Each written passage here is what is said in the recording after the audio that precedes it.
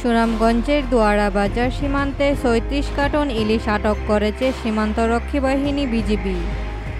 শনিবার ভোররাতে সীমান্তের মৌলাপাড়া এলাকা থেকে বাংলাবাজার সীমান্ত ফাঁড়ির বিজিবি জওয়ানরা এই ইলিশ আটক করেন। এই নিয়ে গেল এক সপ্তাহ একই সীমান্ত পথে ২ বার ইলিশ চালান আটক হলো। এই পথ দিয়ে পেঁয়াজচিনি সীমান্তের ওপর থেকে আসে, এপার থেকে ওপারে যায় ইলিশ ও রসুন। স্থানীয়রা জানান, শুক্রবার শতাধিক কার্টন ইলিশ সীমান্তের ওপারে ভারতের পাচারের জন্য অটোরিকশা ও লেগুনা করে মৌলাপাড় এলাকায় লুতুফ মিয়ার বাড়ির পাশে এনে রাখে চোরাচালানের চক্রের সদস্যরা।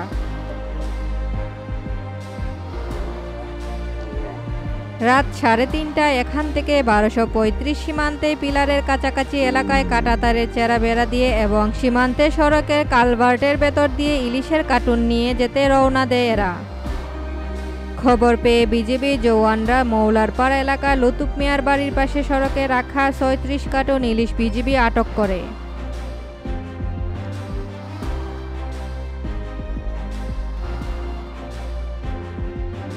বিজিবির বাংলাবাজার সীমান্ত ফাঁড়ির ক্যাম্প কমান্ডার আবুল বাশার আজাদ বলেন, ৪০ কার্টন ইলিশ সীমান্তের মৌলারপাড় এলাকা থেকে চোরাচালানের চক্রের সদস্যরা রেখেছিল। বিজিবির উপস্থিতি টের পেয়ে ৪ কার্টন নিয়ে পালিয়েছে তারা। ৩৬ কার্টন আটক করা হয়েছে। আজ দুপুরের মধ্যেই এগুলো নিলাম করা হবে।